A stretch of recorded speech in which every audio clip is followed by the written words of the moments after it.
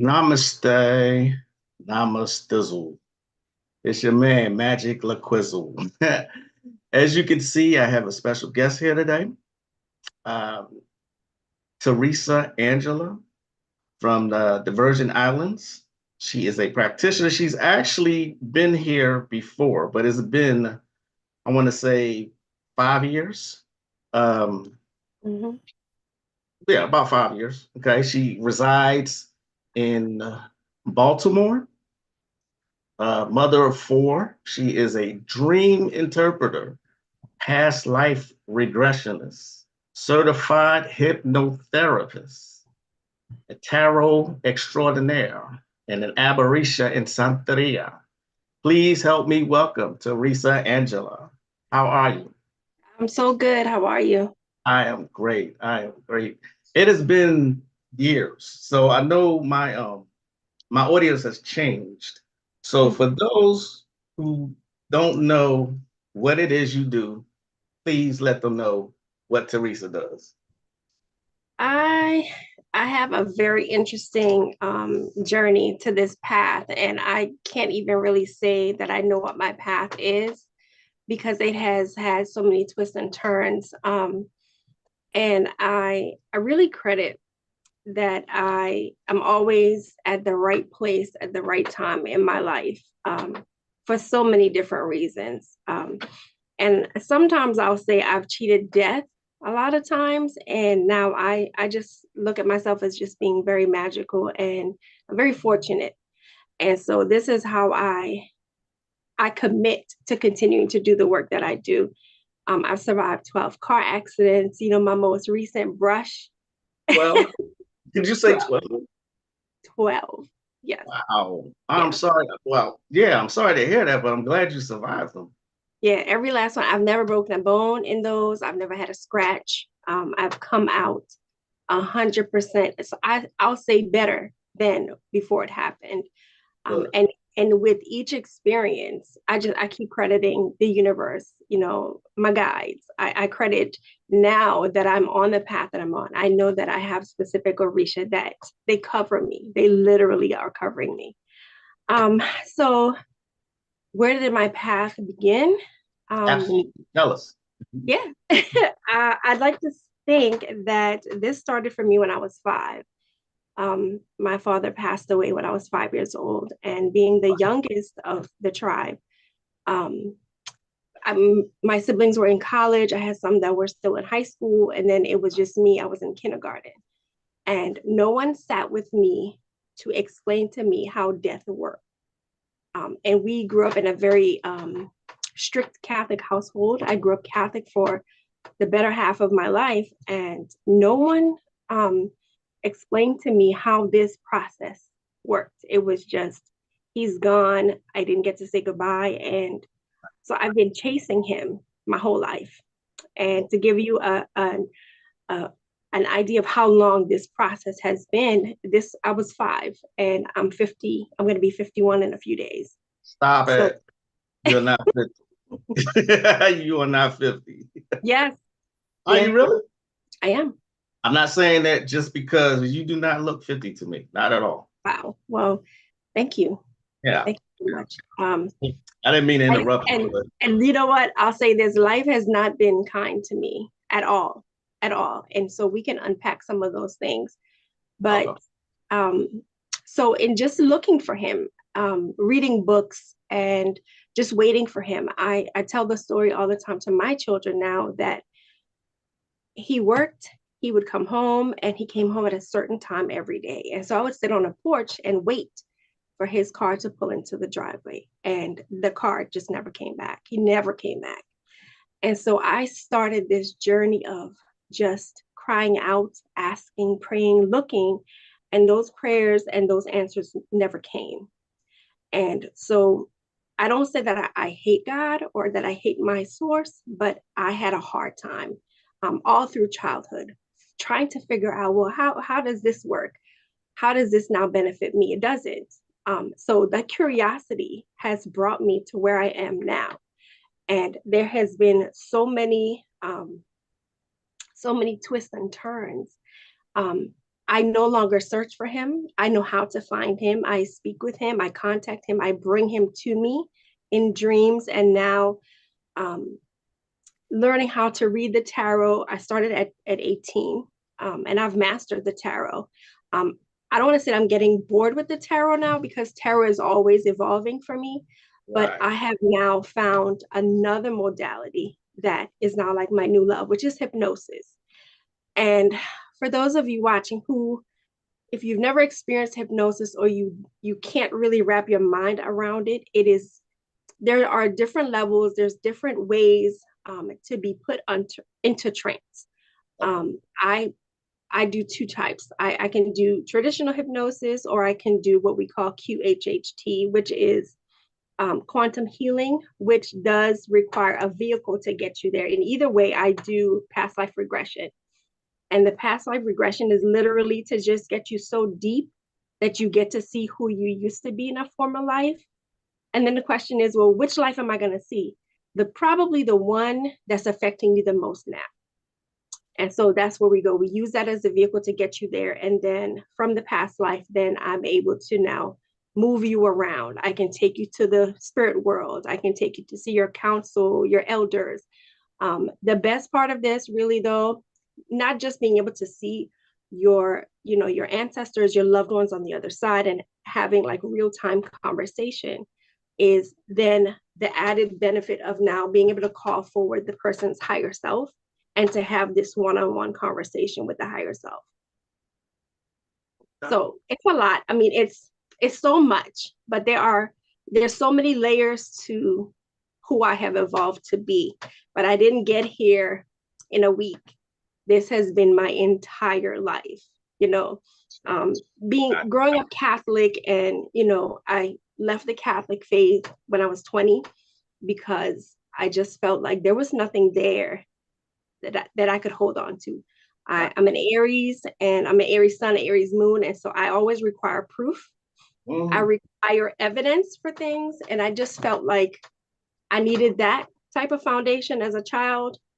I came out of high school. I played with it a little while longer, and then as an adult, and then as a parent, it wasn't really serving me anymore. I'm still a believer, but my belief system has now morphed. So now I have now moved into the African traditional religions and then seeking initiation into Santeria.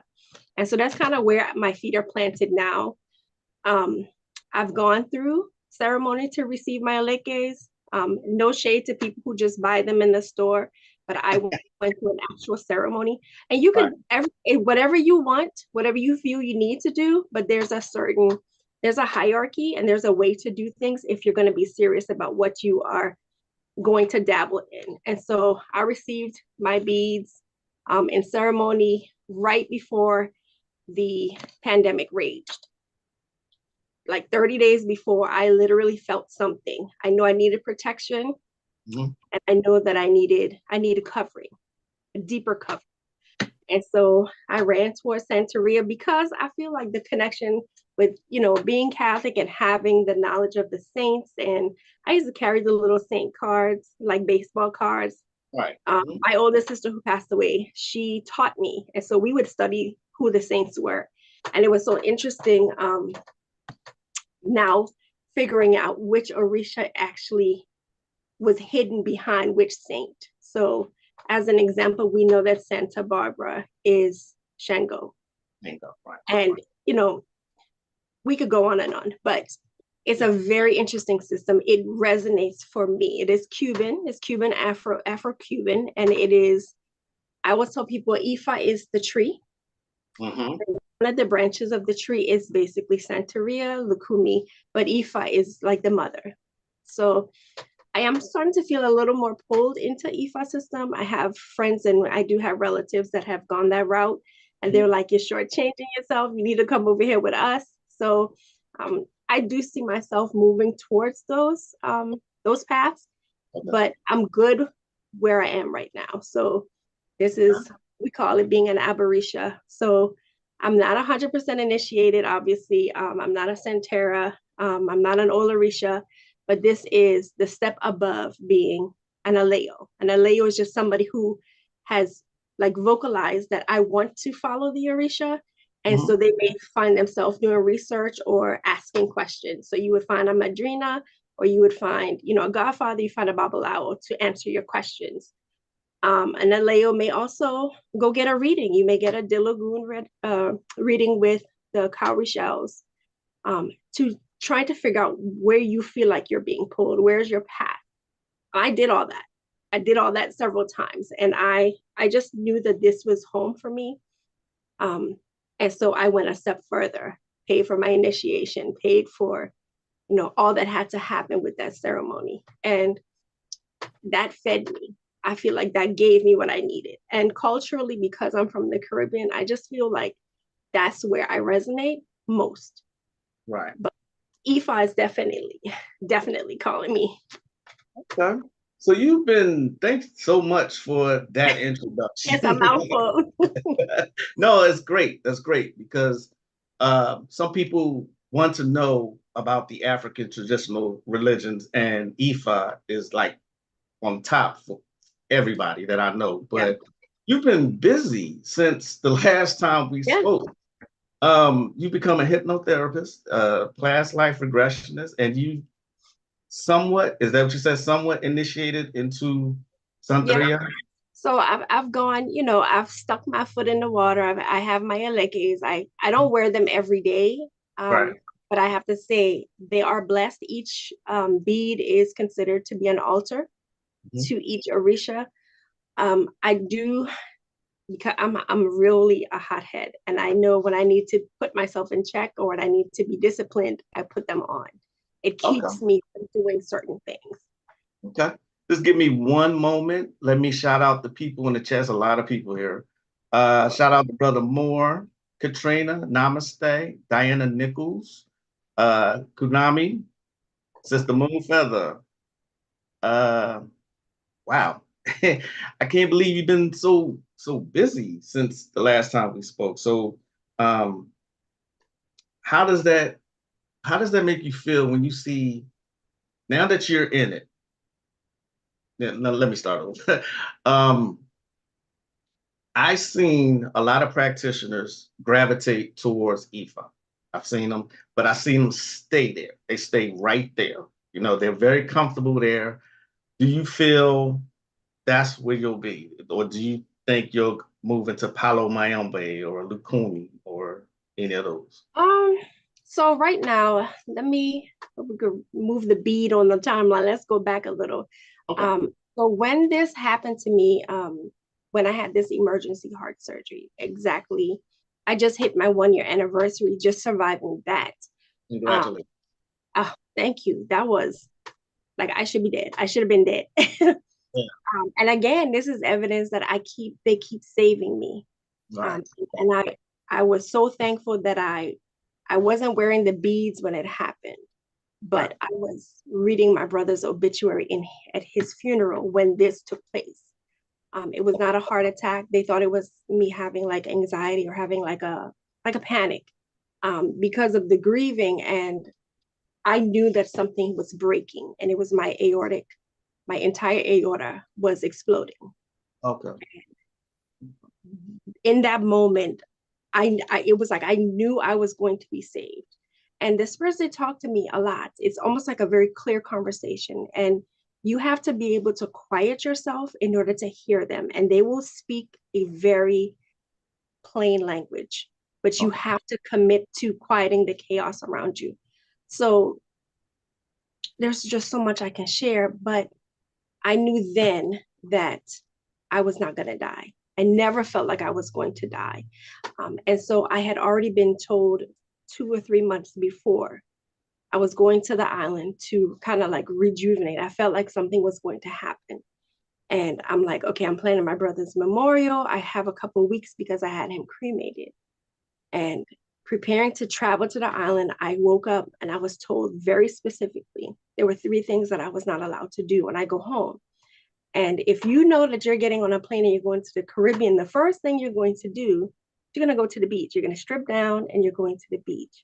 That's Right. my first stop, because the salt in the ocean in your homeland is your first cleanse. And I couldn't wait to go. And I was told I was not allowed to drive a car. I was told, do not go to the cemetery. And I was told, do not go in water above my waist. The real bad thing about this is when I go to the island, I go to the beach first. I'm still in my wet clothes. I go straight to the cemetery.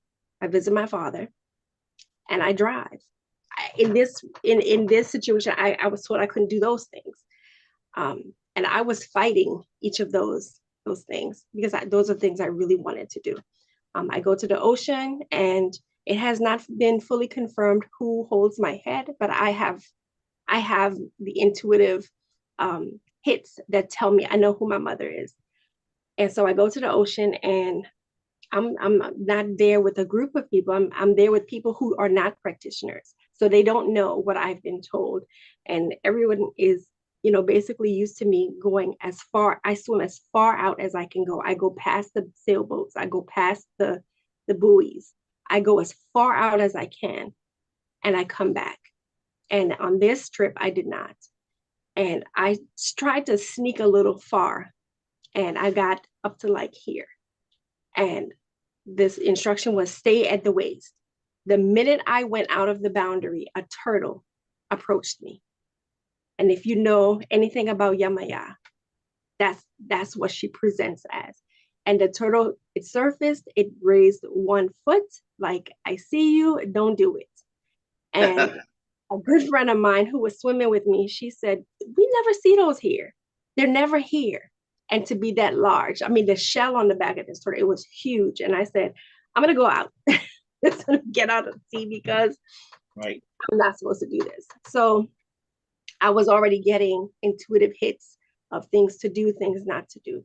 And so fast forward, we get to the funeral. This thing just pops in my chest, and boom, I am in surgery for 12 hours. I survive it. I come out, and one of the first places that I went to after being cleared to, move around a little bit more in my recovery, I went straight to see my godmother. She's at the Botanica in downtown Baltimore. Okay. And she was like, where have you been? What's going on? I hadn't even told her what was going on. And she was like, let's go to the back. I need to read you. And the first thing that was shared is I needed to be scratched in Palo. And that's still on the table because it's almost like my protection is there, but it's very thin now. It's almost like you're wearing them out now. All the graces are getting thin. So I know that's my next step. It's just, I'm still kind of processing that's my next step is to be scratched in Palo. And I don't know what what it entails. I don't know what that is supposed to look like for me. But it is something that I plan on doing and then moving more towards Ifa.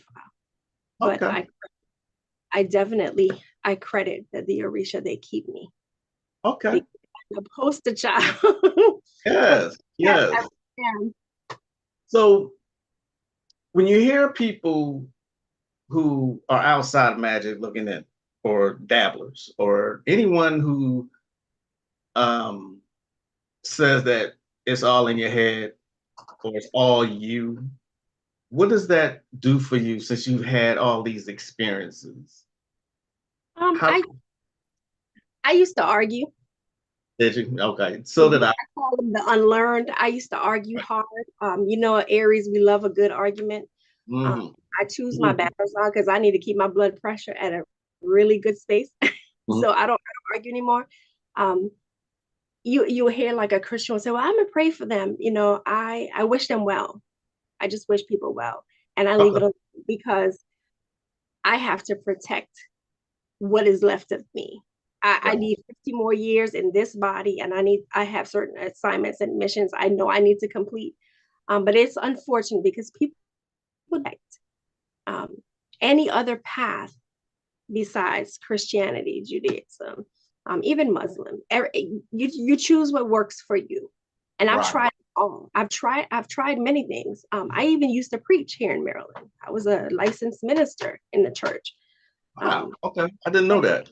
Yeah. So, each his own. I've seen enough. I've been close enough to the snake to know that it has a big head in the church. So thank Right. you.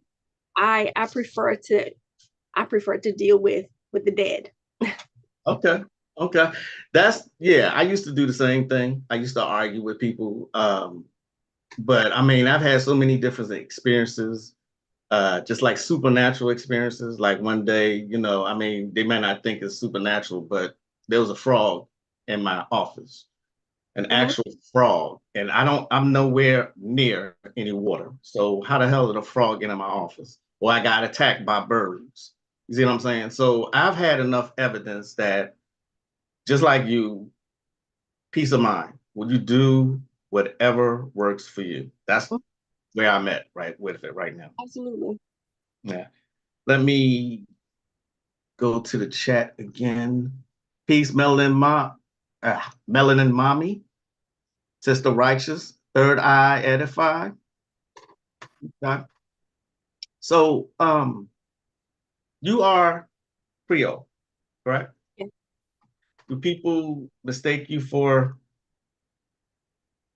you know, you know what I want to say? Yes, absolutely. So I was born in Puerto Rico and I was raised in St. Thomas, the Virgin Islands. And my parents are French, Okay. and I can trace the lineage of them through the French village of the island, and they were immigrants. They came in, and all of the family does not look like me. I'm of my mother's children. I'm the only one that has blonde. I mean, I dye it, but my original color is blondish brown. And everyone in my family has thicker hair, dark hair. I have the lightest eyes in my family, but my father had these eyes. Okay. But um, culturally, coming here, living in Maryland or just living in the States, period, this was a very difficult transition because Present. nothing here reminds me of home. You have to bring home and you have to be home for yourself. And then if you have children, you have to create home for them, Right. or the United States or this American culture will swallow them. Um, Absolutely. this is the room where I read in, and my daughter respects my space. I only have one child that stays with me. The others have outgrown. They're adults, and I have one other. He's very young. He's 13, Okay. and he lives in Germany with his father. Okay. Okay. All of my children, they respect the practice. They understand who we are as a people. My children, their fathers are Black. One is from the island, and one is an American. Okay. Uh, So my partners don't look like me. Right. Um, Right. not Right. and I didn't grow up worrying about such things. Good. Everybody, on the island, we were all we're the same. We're from the same culture, basically. Right. So, but living here, this has been a very interesting existence. Interesting. And I'm not here. I never came here by choice. I came here because I lost everything in a hurricane, and so I had to start life over. I remember that. Yeah. Okay. So yeah. Okay. Okay. Um, so Santeria is one of the practices that we're talking about here. And what advice would you give to someone? Because I speak a lot about the ATRs here, but I'm not initiated, and so I'm not qualified to speak like you are. So, what advice would you give to someone who is looking to join Santeria? Any advice to them? Um, I wouldn't say that I have advice, but I tell people, um, you'll know when you're being called to something. You'll know when something starts to resonate. You'll know when something just starts to the switch goes off, and you just know that something else is speaking to you. Okay. Um, these feelings I never had going to a traditional church. Just the synchronicities and how my life has kind of unfolded over the years. Um, like I said, swimming so far out, I would do dares. I'm like, I wish a shark would get me. I wish something would get me, and nothing ever did. And Right. this is infested waters where I Mm. was born. All of our beaches. You can't expect to go to a beach and think you're just gonna swim with Nemo. Everything is there. And when you go away, the water looks black. which was where I was going. And it was like a dare. And at that time, I was 17, 18. I didn't know what an Orisha was. All of these topics were so taboo because you were either church filled, you were Holy Ghost filled, you were Catholic, you didn't ask questions. You Right. sure didn't hang out in the cemetery, which that was my favorite place because again, that's where they said my father was.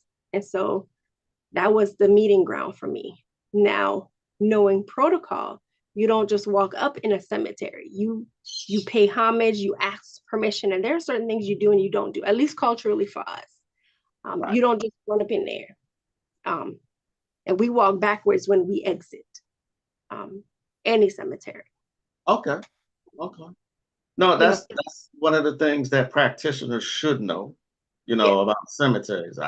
Me personally, I've said this before too. I don't fuck with cemeteries, but I don't knock anyone who does, but I just don't like that realm. I just there's no need for me to do it. You know what I'm saying? So, um, are there differences between Haitian voodoo and Santeria? Are there different? So in Santeria, we honor the Orisha, and we only deal with the Yamaya, the Shango, and there's hundreds of them, but it's mainly seven that we talk of a lot. Right. In voodoo and in the Haitian voodoo, these are all my opinion, and this is just me. These are all systems, and I believe they are all their own religions. Right. Everything, Agree. however, is based from Mother Africa. Everything comes from her. Santeria being that it is Afro and it's Cuban, and unfortunately being taken from their home and landing first in Havana and then being dragged to other places, they were holding on to what they could hold on to. Um, I don't have a lot of experience with Haitian voodoo, even though Haitians are French speaking. Mhm. There are tons of Haitian practitioners on our island, in the surrounding islands, but nothing that I was ever exposed to. In my home, although my mom was Catholic, she did a lot of hoodoo practices. And Oh, as I watched her doing certain things, it was, I'm doing something, she's doing something with her Bible, or she's putting the broom upside down. It was all these little magical things that she didn't want to discuss. But for me to say, do I know what the actual differences between them? I haven't studied enough. I just know that they are all their own systems. I know in gotcha. voodoo and Vodun, they do honor the Loa. I just don't have a lot of experience with the Loa.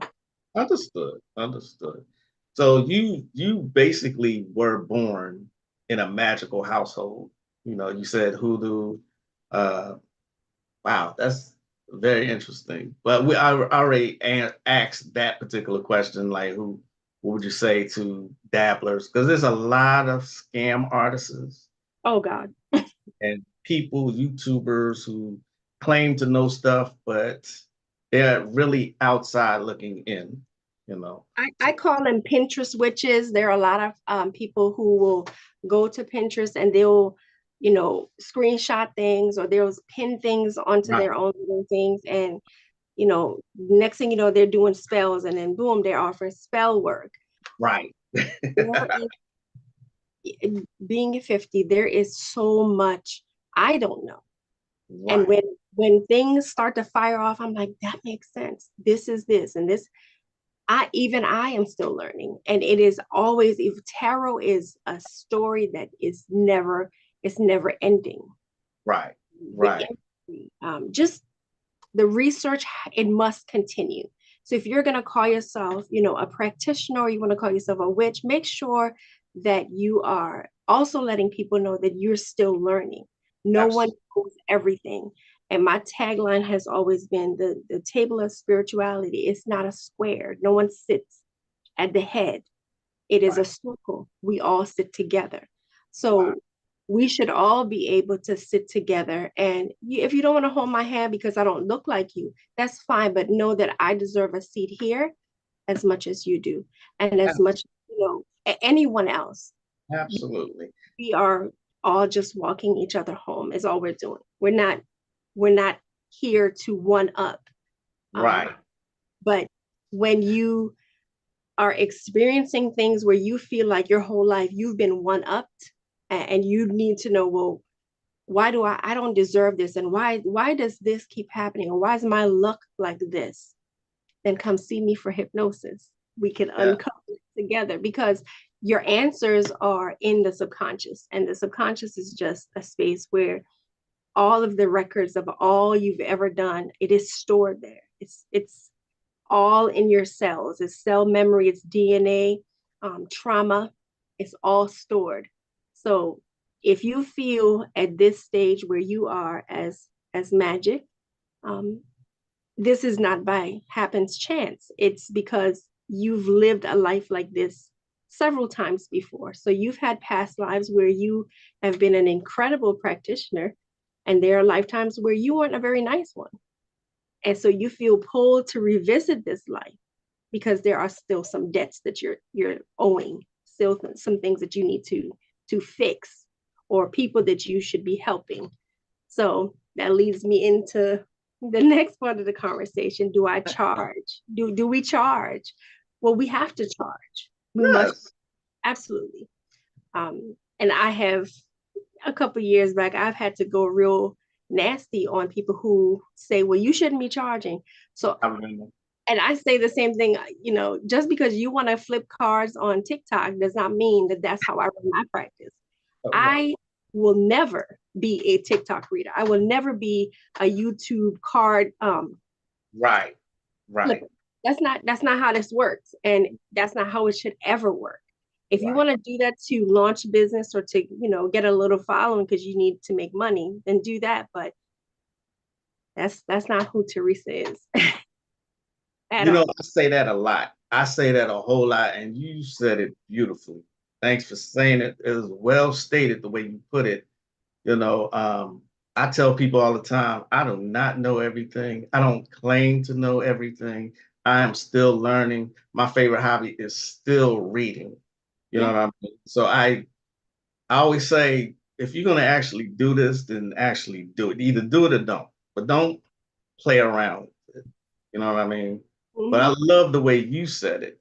I had someone talk about divine timing. I had someone just ask me yesterday, did I know anybody who does Akashic records reading? I think that's how you call it. Is Mm-hmm. that the same thing as Well, hypnosis? absolutely. So people market it in different ways. Mhm. And we could talk a whole lot about the people that piss me off that claim to do this, but they Right. actually, yeah, that's a whole sore topic for me. All right. Akashic realm, it's just a quantum, it's not a physical library of these records, but Right. it is a quantum field where we don't have access to this space all the time. My head is tingling as I just said that. Mm.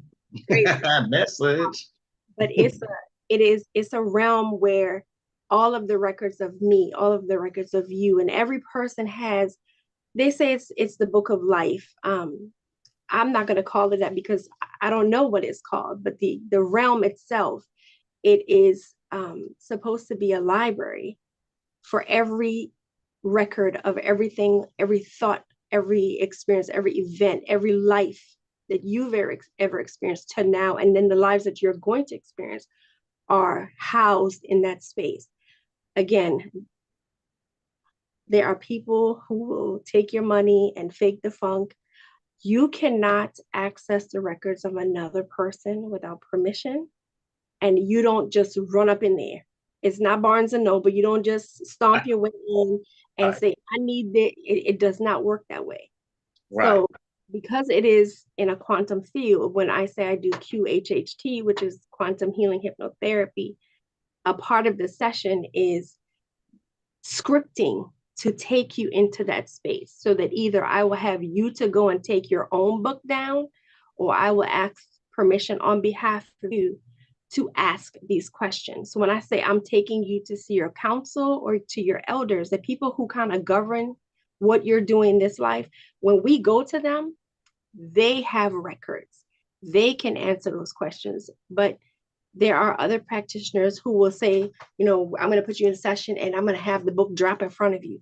It's all metaphorical, but it's just about accessing the quantum and being able to get the information. So you either get it from your counsel, you could even get it from your ancestors if they are coming forward. So I know it's a lot of terms that I'm using, a lot of things that maybe people are like, what the hell is she talking? You're fine. You're fine. But it's all, again, it is all within you. Everything that you need to know is in here. But sometimes we need somebody else to go in and to help us to extract or to teach us how to extract. Right, right. So, being as that you said that, again, I always offer the advice that verify who you're dealing with.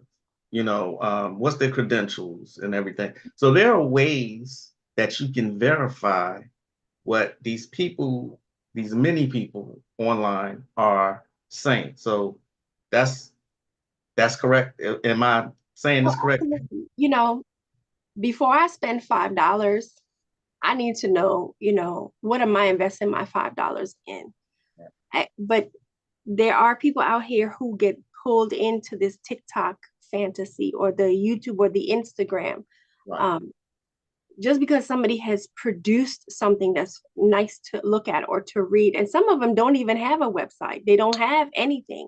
So Anything. they just Right. pop up. And I'm telling you, these are the Pinterest witches that they read a little something and then boom, they are off and running and they're taking money.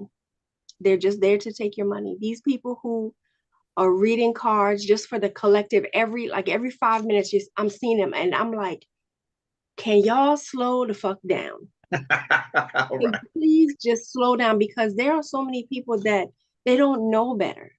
Right. They're new to this path. They're new to these things that they're feeling. And so they run towards, well, this person has 50,000 followers, but do they really know what they're saying? Right. I don't give a shit about followers. I got to tell you, my Instagram, I think I'm at a dirty 300 still, and it's been years. I could care less. I don't, and my TikTok is dry. I don't care. Right. But I'll say this, I don't advertise. I've never advertised. I may post a little horoscope, whatever, on Facebook, but all of my work has been my word of mouth. Right.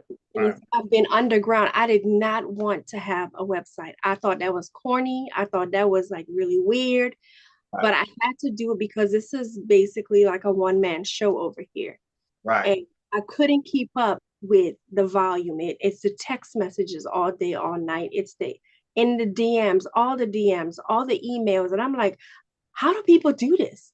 I'm like, how does the online medium do this shit? Like all day, I can't do it. So the pandemic is starting, and I'm like, I'm gonna have to do something. And my boyfriend said, just make a website. I'm like, I wish the fuck I would put a website together. How does that even look? I'm magical, but I had to do it because the website keeps me organized. It keeps the book. Right. It sends out reminders to clients, and it's just anything you need to know about who I am or what I do or what this is, go to the website. And I don't want to be dismissive, but read and make sure you know who I am before you think of PayPaling or Cash Apping me. Right. I don't want people's money if you're just it. And here's the next thing. They're like little chair hoppers. I'm gonna get a reading from her. I'm gonna get a reading from her. Yeah, right. And Right. because I didn't say to you what you wanted to hear, you go and you get another reading. But in the meantime, between the two readers, energy has to unfold. See, tarot is for now. It gives you a look of what was, but then it also gives you a look of possibilities. I am not, I don't wear a turban. I don't have a crystal ball. I know how to use those things, but I'm not that person. I'm a very realistic reader. But if spirit says say this, I'm going to say it. And it's without filter, as everyone should be. But I'm I'm I'm not for you if you can't take discipline or correction from spirit. Then I'm not the reader for you. Right. Because you should be able to sit 10 toes down somewhere and be able to accept. whatever it is Spirit needs you to hear, because it's being said in a specific season for a Right. specific reason. Right. Sometimes it's a warning, sometimes it's a pat on the shoulder, and sometimes it's you need to do better. You need to stop doing what you're doing because that shit has not worked for you. But you need to be able to sit honestly with yourself. And that's all, in my opinion, that's what tarot is. There's no magic in tarot, honestly. Now, magical things will happen in a reading, like my candles will blow, my lights will blow out. I've had a whole candle explode across my table with someone who was saying, I don't have a question, but you failed to tell me your husband died 2 Saturdays ago. Right. You should Oh, have I hate you should that. have alerted me to this because I need to prepare for things like Right. that. Right. But yes, magical things will happen in session. But these are pieces of paper, and I want to say every deck right now, all the hot decks, all the decks you see. I have, because now I'm a collector. It's like over 100 behind me.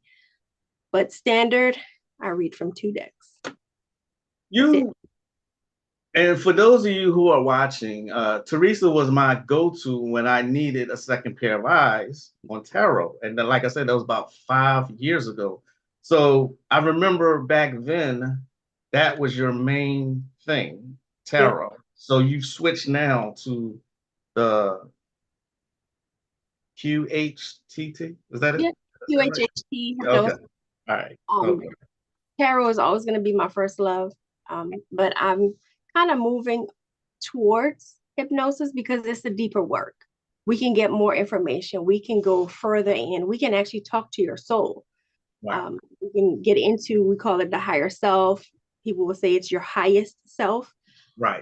The greatest version of you is the you without ego. So it's a very humbling experience to sit in front of, and this is in trance, by the way. So Mhm. you're laid out, or if you choose to sit up, when the higher self enters the room, it sucks the air out of the room.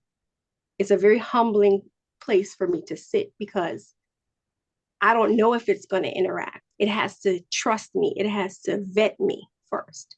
And I've not had, in the sessions that I've done, I've not had it say no, but it checks me.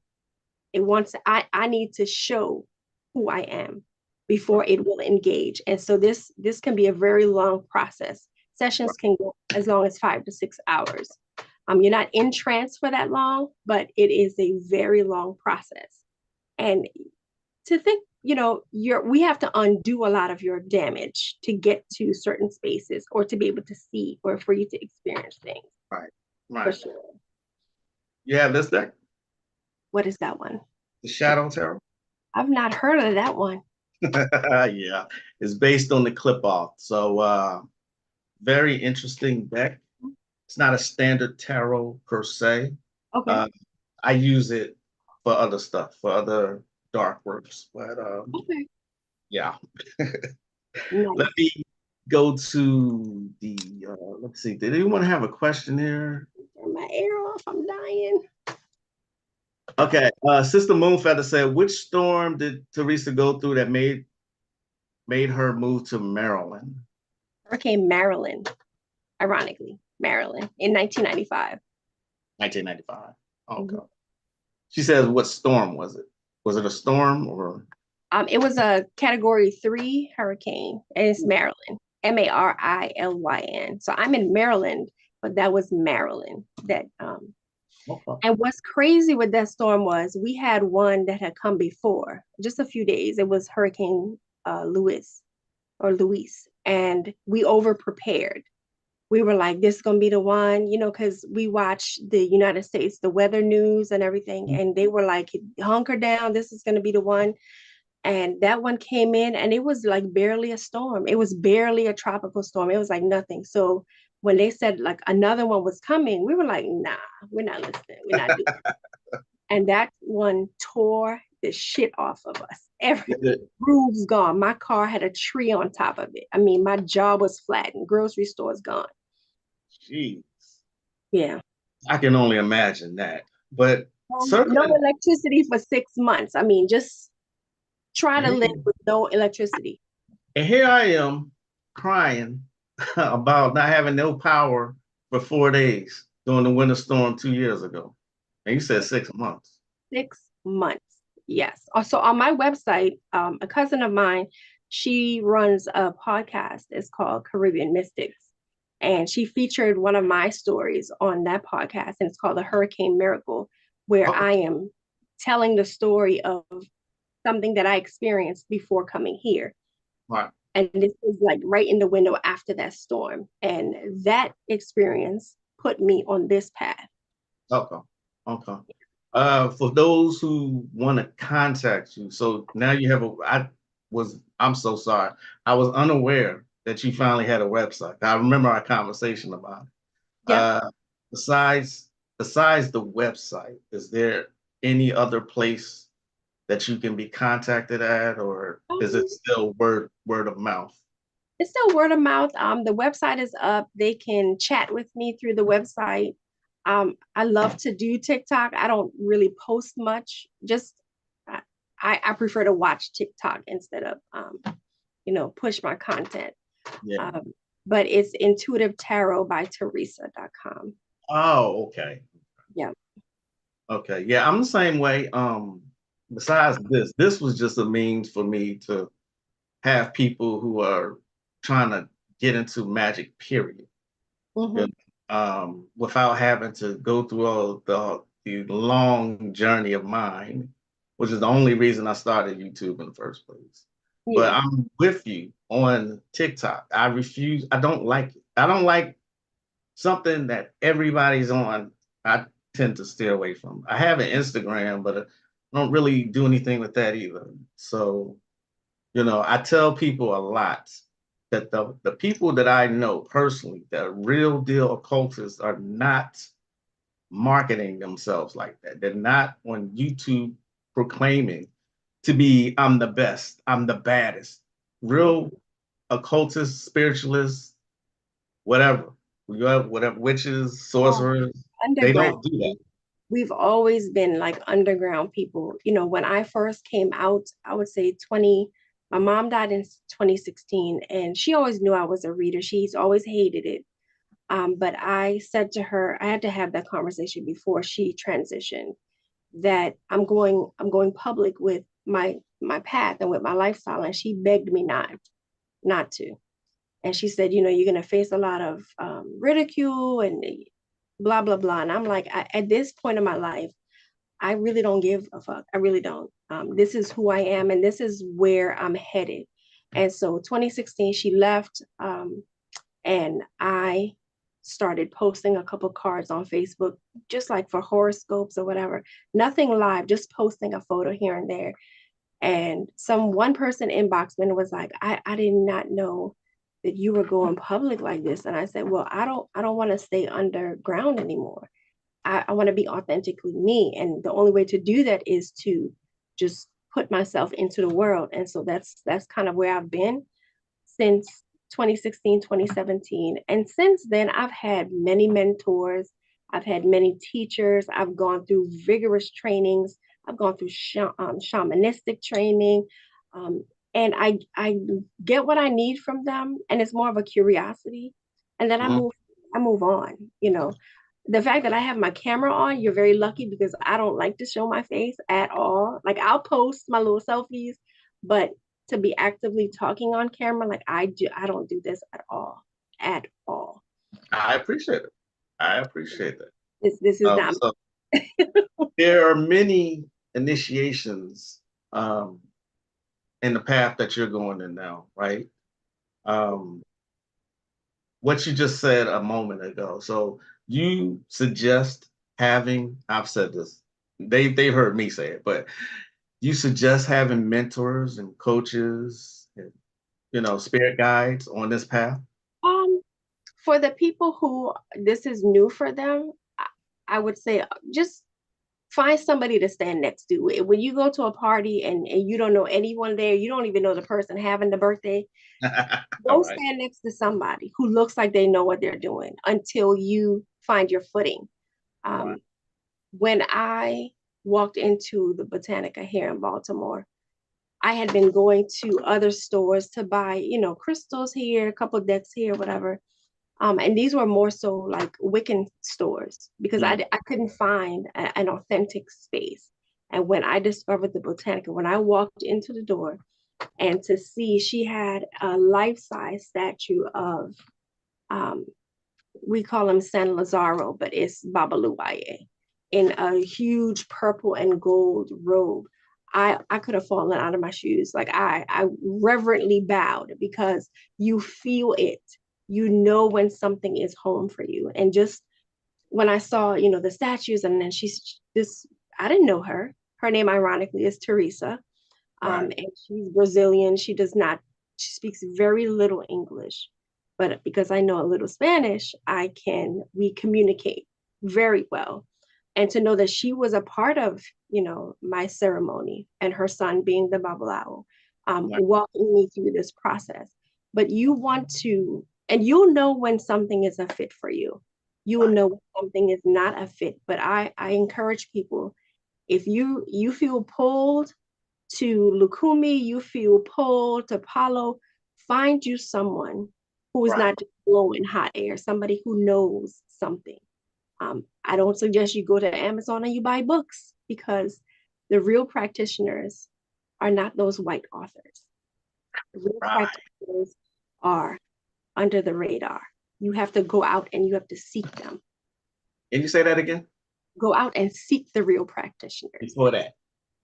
Um, I feel like I've said so much.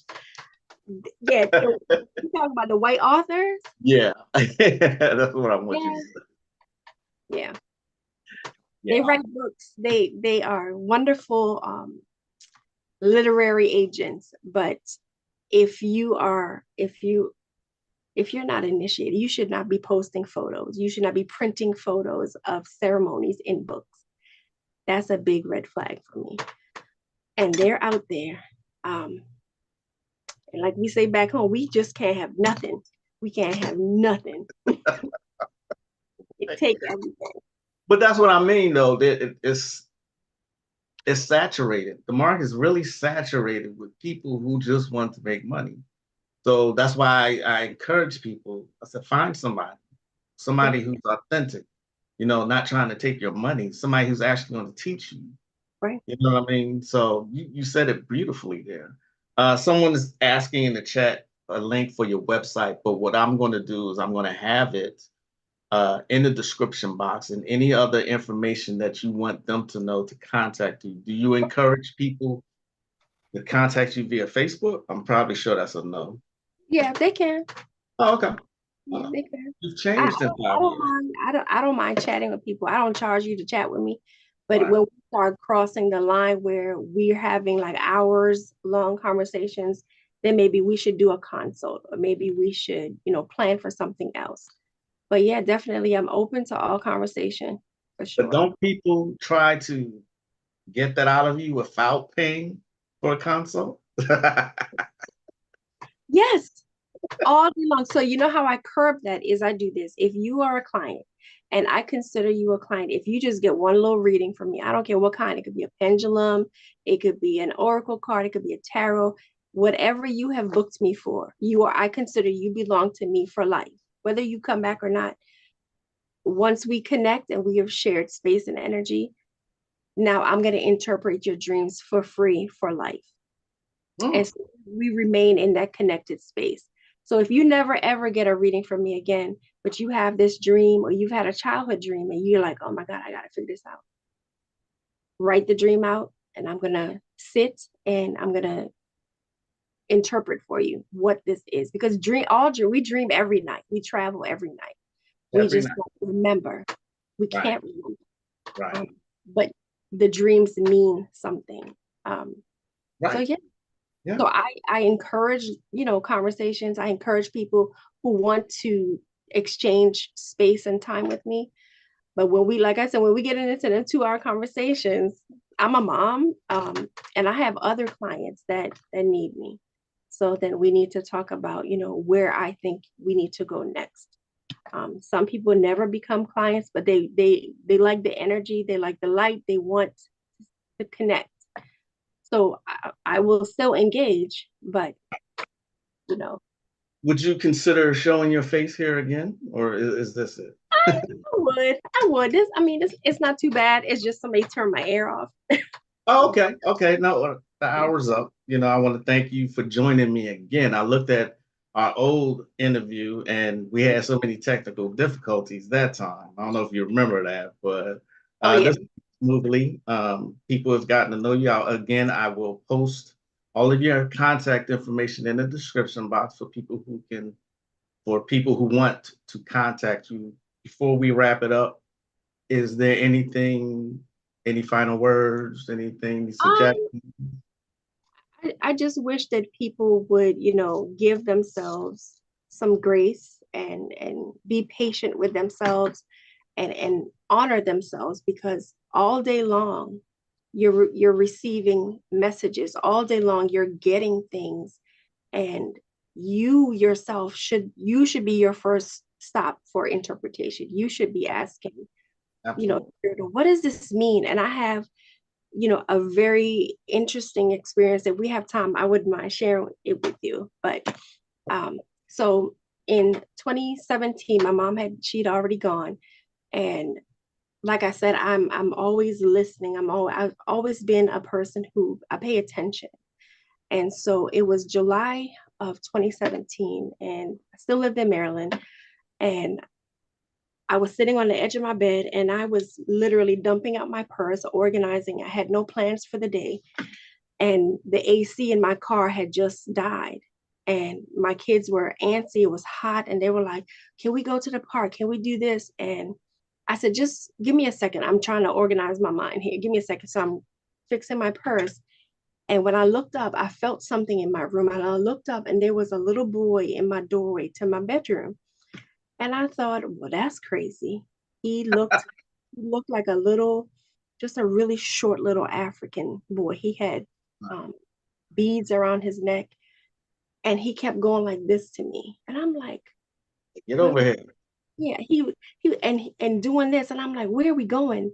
And I felt he said, just follow. And when I tell you, I pulled up the ironing board, ironed my shirt, got my kids dressed, and they're like, where are we going? I'm like, let's just see.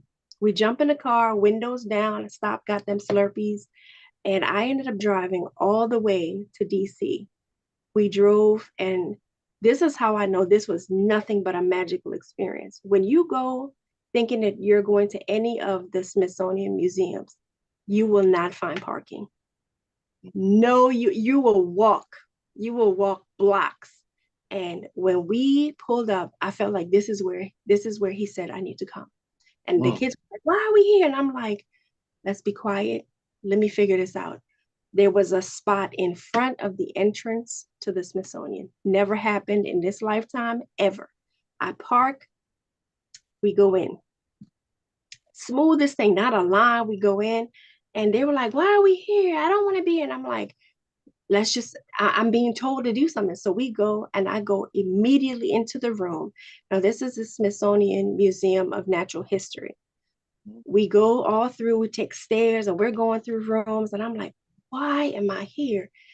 And boom, we go into a room, and it was adjacent to the room that had all the mummies and the Egyptian artifacts. But there was a little room off to the side. And in this room, there were these glass cases that had statues of Orisha in there.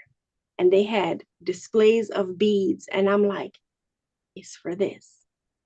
And then I go into the next room, like it was a little wraparound room. We go to the next room, and there was a photo on the wall of that same little boy that showed up in my house. The Wow. same little African boy. There were these woven baskets, and there were the tools and just all these things. And I kept saying, he brought me here for what? To show me. When I tell you, I put my hands on the glass where those beads were, and I could feel it was like a longing, a connection I've never had. And it was that kind of opened the door to me searching and being more open to receiving. And just being there, going into the room with the Egyptian artifacts. You and I may have had this conversation before, but then having experiences with Bastet and Ah, being in that energy. And we Yeah. could go into the whole conversation about servitors and Right. spirit keeping and all these things. But that day, July of 2017, I started, it was like a magnetic pull taking me to certain things. So I've always been very aware. And this is what I want people, don't go to Pinterest, don't go looking for your salvation and spirituality on social media platforms. Don't join these groups that will have you stirring urine and honey in a jar with a boyfriend. Like stop. But be open. Be more Right. open. Let spirit speak to you. Trust me, if you Right. quiet the noise. And so that led me to what is really my driving force for hypnosis is having a very specific experience that I don't know if I've told you this.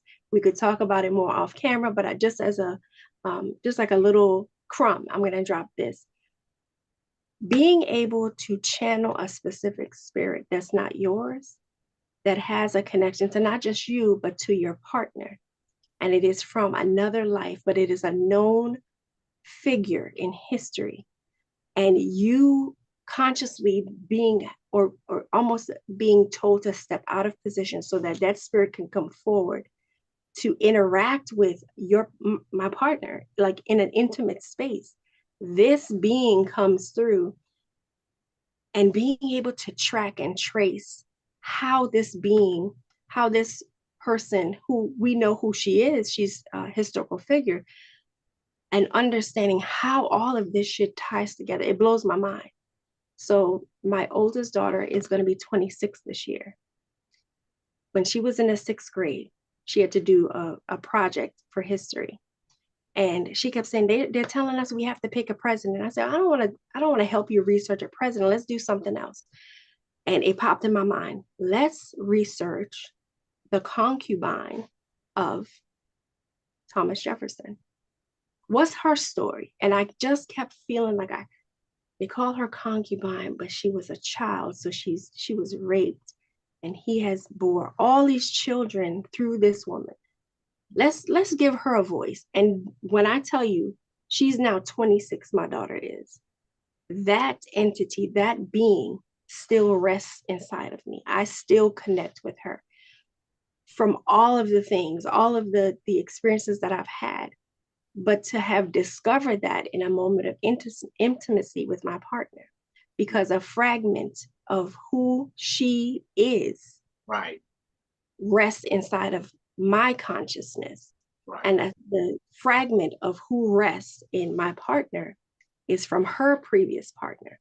And to discover that in your most vulnerable place Right. is mind blowing for me, not being having the awareness. And then when I come out of what I'm in, and I'm being told all the things that I said and the behaviors and the mannerisms and the amount of historical fact that I was able to say when I'm not consciously here, but she's speaking through me, is absolutely mind blowing. So when I tell you hypnosis pulled me into its craziness, that was the driving force. Having an experience with Sally Hemings and knowing that she wants her voice heard, she wants her story told, and all of this. And I know I'm jumping around, but it is profound to know that when I started to feel her was the same year that they discovered that space inside of Jefferson's home. He had a hidden space for her Right. I in read that. about that. Yeah. And when I go back and I'm like, oh my God, so I've read a couple of books now of people who are doing research on, her amazing magical life. She was not, his lover, but she was a force to be reckoned with. And so she desires to have her voice heard. So when I tell you this hypnosis stuff, and not even knowing that this is hypnosis when you're in it, Right. is mind blowing to me. So, but we're gonna talk about that after. Okay, yeah. Let's talk about it. Thank you again for joining me. You've been an amazing guest again. Thank y'all for joining me. Check her out, Theresa Angela. All of her information will be in the description box. I am the one and only Magic LaCroix. And we are out of here. See y'all next time. Thank you so much. Peace. Namaste.